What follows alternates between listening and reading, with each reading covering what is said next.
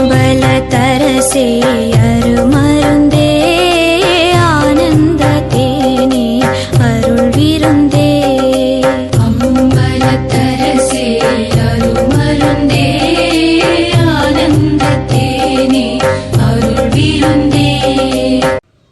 எல்லா இன்பங்களையும் அவன் அந்த 40 வயசுலேயே அனுபவிச்சு அதுக்கப்புறம் அவனுக்கு வாழ்க்கைகள் பிடிக்கல.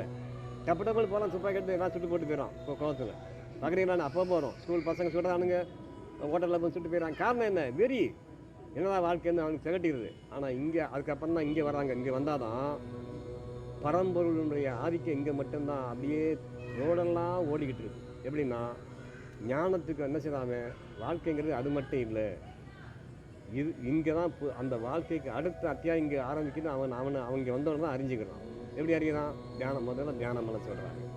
மனசை முதல்ல அடக்கி வைக்கிறாங்க. மனசு அடங்குது அவனுக்கு. அப்போ தான் இந்த தியானத்தை திருவண்ணாமலையில் ரமண மகரிஷி பண்ணுறாரு. ஆமாம், நிறைய பேர் இருக்காங்க. ஆமாம், அங்கேயும் வந்திருக்காங்க. இல்லை, இந்த ஒரு ஈசா மையம் அதிகப்படியான ஆளுங்களுடைய பணம் அங்கே பிறந்தது. ஆனால் அவங்க அத்தனை பேருமே பெரிய பெரிய கோடீஸ்வரனுங்க.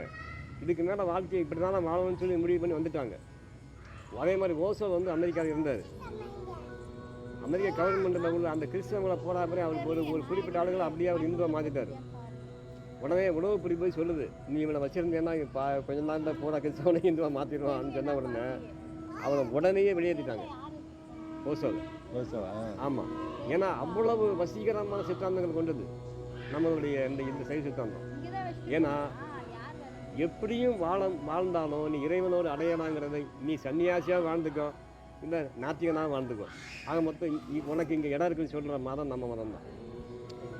நீ நாத்திகனாக வாழ்ந்துக்கோ, இல்லை ஆத்திகனாக வாழ்ந்துக்கோ, ரெண்டுக்குமே இடம் உண்டு. இப்போ கடவுள் இல்லைன்னு சொல்லி கிறிஸ்தவ மதத்துலையோ இஸ்லாம் மதத்தையோ சொல்லி நீங்கள் அங்கே இருக்க முடியுமா?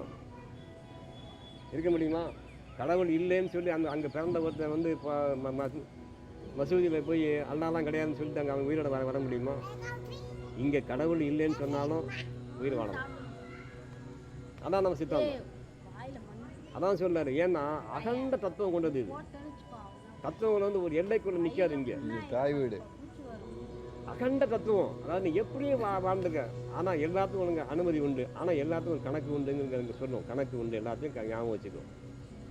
எப்படி கணக்குன்னு ஒன்று இருக்குது இங்கே, நீ அதை கழிச்சிட்டு தான் போகணும் அப்படிங்கிறது இங்கே சொன்னதுனால தான் இங்கே வந்தவனா எல்லா மாற்று மதத்துக்காரனும் ஆச்சரியப்படுறான். இந்த சித்தாந்தங்கள்னா இப்படி இருக்குதா இங்கே, எங்களுக்கு தெரியாது அப்படிங்கிறான்.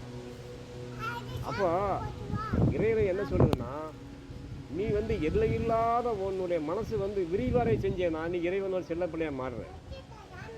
இறைவன் ஒரு எல்லைக்குள்ளே இல்லை. அவர் பிரபஞ்சம் முழுவதுமே இறை தத்துவம் ஆதிக்கமாக இருக்குது. நீ அதோட சேர்ந்து லயப்படு. ஒரு சின்ன நான் மட்டும் சின்ன நான். இது இந்த சின்ன நானை பெரிய நானோடு கொண்டு சேருங்கிறாரு. பெரிய நான்னா யாரு? இறைவன். சின்ன நான்னா யாரு? மனிதன். இந்த சின்ன நான் பெரிய நானோடு சேர்றதுக்கு பேர் தான் வீடு பேரு கிடைத்தேற்றம். அது எப்படி சேர்க்கணுங்கிறதா ஆகமம் சொல்லும். காலம் முழுவதும் சொல்லிக்கிட்டே இருக்குது. காலம் முழுவதும் வரவனுக்குலாம் ஆகமம் சொல்லிக்கிட்டே இருக்குது. காதில் வாங்கினவனுக்கு புண்ணியவானா இருக்கிறான், வாங்காதவன் இன்னொரு பிறவிக்கு மாறுபட்டு போயிடலாம். கணக்கெல்லாம் போகிறோம் இல்லையா? என்ன சொல்றாரு அவரு? எல்லாம் அறியும் அறிவு தன்னை விட்டு எல்லாம் அறிந்தும் லாபம் அங்கு இல்லை. எல்லாவற்றையும் அறிகின்ற சிவமாகிய பேரறிவு பொருளை விட்டு பிற உலகியல் பொருளும் எல்லாவற்றையும் அறிந்தாலும் பயன் ஒன்றும் இல்லை.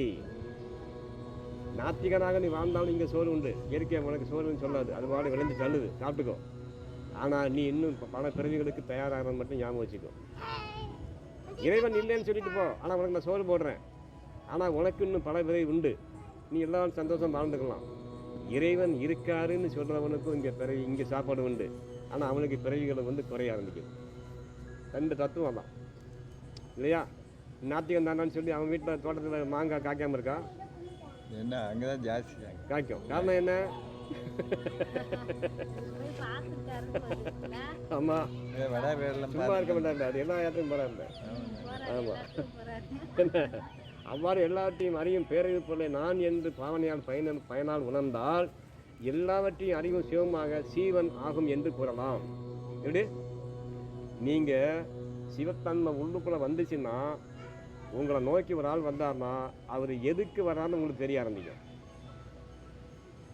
எதுக்கு வராரு, எப்படி சண்டை போட வராரா, சந்தோஷமாக பேச வராரா, ஒன்று. ரெண்டாவது, பிரச்சனையான இடத்துக்கு நீங்கள் போனீங்கன்னா அந்த தீர்வு சொல்லக்கூடிய ரகசியம் உங்களுக்கு தெரியும், தனித்து தெரியும் உங்களுக்கு மட்டும்.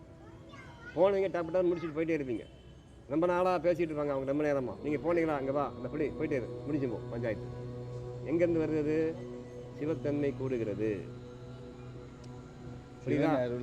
சிவன் அருளாலே. அதான் என்ன சொல்கிறார் ஐயா, எல்லாவற்றையும் அறியும் சிவமாக சீவன் ஆகும் என்று கூறலாம்.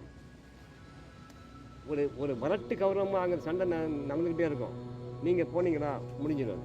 ஏன்னா சிவம் வந்து அதை தீர்த்து வச்சிடும். அங்கே யாரும் அதை மறக்க மாட்டாங்க. இதெல்லாம் எங்கேருந்து வருது? சாதாரண மனுஷன்தான் கடவுளுக்கு நிகராக, தெய்வத்துக்கு நிகராக மாறுவோம். மையத்தில் வாழ்பவர்கள் தெய்வத்தில் வானுரையும் தெய்வத்தில் வைக்கப்படும், தேவர்களாக வாங்குறாங்க. அந்த இங்கே பூமியில் வாழ்ந்துக்கிட்டு தெய்வமாக மாறலாம். அந்த அறிவு எங்கேருந்து வருது?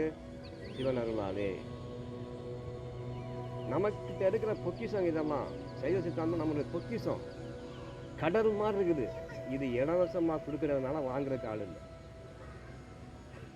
எப்படி இலவசம் கொடுக்கறதுனால வாங்க ஆள் இல்லை. உண்மைதான். பல நூற்றுக்கணக்கான ஆகமும் கிடக்கு நம்மகிட்ட. மற்றவங்களுக்கு ஒரே ஒரு பைபிள், ஒரே ஒரு குரான் தான். அவன் அதை பொக்கிஷமாக பாதுகாக்கிறான். இங்கே வந்து எண்ணிக்கை அடங்காத ஆகமம் கிடக்குது. இதை மகத்துவம், அதாவது தங்கத்தட்டை குழந்தைங்க ரோட்டில் போட்டு விளையாடுற மாதிரி நம்ம அன்றைக்கி அது விளையாடுறோம். நிறைய புராணம் இருக்கட்டும். நான் என்ன சொல்கிறேன்னா, தங்கத்தட்டை குழந்தைகிட்ட விட்டு என்ன செய்யாது? விளையாடும். குப்பையில் போட்டு விளையாடும். இந்த பையனை விட்டு என்ன செய்வாங்க? மண் அள்ளி விளையாடுவோம், பொம்மை செய்வோம். அது மாதிரி நாம் என்ன செய்யணும்னா, மெய் மதிப்பில்லாத நம்ம பொக்கிஷத்தை நம்ம பாதுகாக்க தெரியுது, அதை பயனடைய தெரியுது இல்லையா? என்ன சொல்கிறார் அவர்? பொய்ப்பொருளை அறிவதை விட்டு மெய்ப்பொருளை அறிய தொடங்கினால் மெய்ப்பொருள் ஆகலாம் அப்படின்னு இந்த செய்தியில் முடிக்கிறார். அத்தாப்பட 2597 மணினாச்சு, 9 ஆகுதா? படிக்கலாமா? சரி, காத்துக்கிட்டு மாதிரி முடிங்க. சரி, 2597 சொல்கிறாரு, தலை நின்ற தாழ்வரை மீது தவம் செய்து, தலை நின்ற தாழ்வரை மீது தவம் செய்து, முளை நின்ற மாதரி மூர்த்தியை யானும் புலை நின்ற பொல்லா பிறவி கடந்து கடை நின்ற கல்வனை கண்டு கொண்டேனே. என்ன சொல்கிறாரு? புலை நின்ற பொல்லா பிறவி கடந்து கடை நின்ற கல்வனை கண்டு கொண்டேனே அப்படின்னு செய்தி அமைச்சிருக்காரு அன்பெருமான் திருமூலர். சிரசிலே பொருந்தியுள்ள மேருவின் மீது நின்று இடைவிடாது தியானம் செய்து, வாங்க, சிரசிலே பொருந்தியுள்ள, சிரசிலேன்னா புருவமத்திக்கு மேலே, சிரசிலன்னா மேரு மேலே என்று சொன்னால் சகசிரம் சொல்லி அதுக்கு ஒரு அடிக்கு மேலே நம்ம அந்த நிலைக்கு மேலே கொண்டு வரணும். என்ன சொல்கிறார் ஐயா? சிரசிலே பொருந்தியுள்ள மேரு மீது நின்று இடைவிடா தியானம் செய்து. தியானம் எப்படி செய்யணும்? விட்டு செய்யக்கூடாது.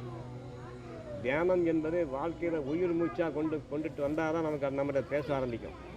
நான் இன்றைக்கி விருந்துக்கு போயிட்டேன், எனக்கு இன்றைக்கி நோய் வந்துச்சு, எது வந்தாலும் சரிதான், ரோட்டில் உட்காந்து பண்ணுங்க. நாங்கள் அன்றைக்கி ரோட்டில் உட்காந்து பண்ணு, குப்பையாக பண்ணிக்கிட்டு நீ வந்து எண்ணங்களோடு தான் நீ இப்போ விளையாட்டை தவிர உடம்போடு இல்லை பாரு. உடம்பு குப்பையில் உட்காந்துக்கோ, இதான் இடம், வேறு வழி இல்லை, உட்காந்து தியானம் பண்ணு. உடம்பு அந்த குப்பை வந்து எங்கே சேருது? உடம்புல தான் சேரும், எண்ணங்களில் சேராது. எண்ணம் தான் தியானத்துக்கு வைக்கணும் நம்ம. அப்போ எண்ணத்தை வந்து நெத்தியில் வைக்கும்போது இது நல்ல இடம், இது நல்ல இடம், அதெல்லாம் பார்க்கக்கூடாது. இடைவிடாதுங்கிறதுக்கு தான் அர்த்தம். இடை விட்டு பண்ணக்கூடாது. நான் 3 மாதம் விட்டுட்டேங்க, ஊருக்கு போயிட்டேன் சொல்லாது. சொன்னேன் நான் அந்த முன்னாடி செஞ்சது அப்படியே கட்டாயிரும், மறுபடியும் செய்யணும். அப்போ என்ன சொல்கிறாரு? இடைவிடாத தியானம் செய்தால் மட்டும்தான். ஏன் சொல்கிறார் பார்த்தீங்கன்னா,